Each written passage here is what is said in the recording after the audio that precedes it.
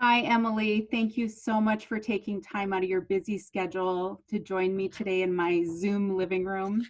Yeah, thank you for having me. So, Emily is a teacher. She teaches fifth grade. And I think all of us realize right now, parents are really having to wear multiple hats. They are working really hard just to take care of their house. Some are working from home and they're having to be teachers. The other day, I was on a call with a gal from a title company, and she had probably 200 realtors on the Zoom call. And all of a sudden, her adorable little girl busts in, gets in front of her mom's face, and declares to her mom that her mom has bad breath. And I think we're all just sitting back watching this amazing woman to see how she would react. And she handled it so beautifully. I just applauded her. And she, acknowledged what the little girl said, and then she just kept on going. So these are tricky times for parents.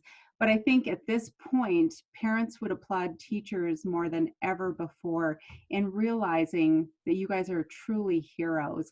And so I just wanted to ask you, Emily, what are you seeing out there right now? Um, the biggest thing that I've noticed as far as both kids, families, and teachers go, there's been a lot of struggles, and it varies from school to school. But kids that don't have devices or don't have access to very great internet, a lot of us have it now, but some kids and their families have a weaker internet connection. But that's been really hard on a lot of kids. Um, but we've also noticed how difficult it has been just with families where both parents are working either from home or are working out in the workforce still. Um, these kids are having to almost grow up on their own and learn how to advocate for themselves and look for help on their own, where before they would have had mom and dad saying, hey, teacher, here are the problems that my kid is having. What can you do to help? In my class specifically, I've seen so many of my students grow up and learn to advocate for themselves and saying, this is my problem, I need help with this, and what can you do? And we've done that through emails and chats and Zooms and all sorts of things. And just seeing them grow up through all this hardship has just been amazing. Wow, that's interesting. I would not have expected that. So as a teacher, what suggestions could you make for the parents out there? My biggest suggestion for parents as well as even students and teachers is just to give yourself some grace and give yourself some credit. This isn't a situation that any of us have ever experienced or had to be in or function in, especially when it comes to Zoom and all that. Like, as teachers, we're only giving a fraction of the content that we normally would.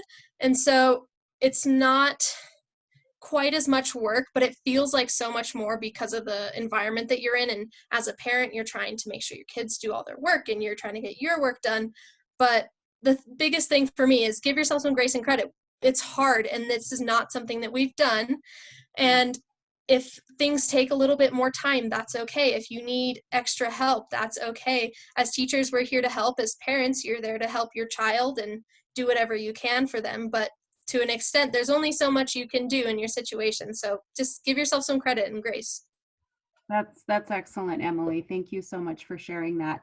Well, I really appreciate you being on the call today. And once again, thank you for being a teacher. I know you're an amazing teacher, and I'm sure the parents are so incredibly thankful for all your hard work. So thank you so much. Yeah, thank you so much. You take care. You too. Bye-bye.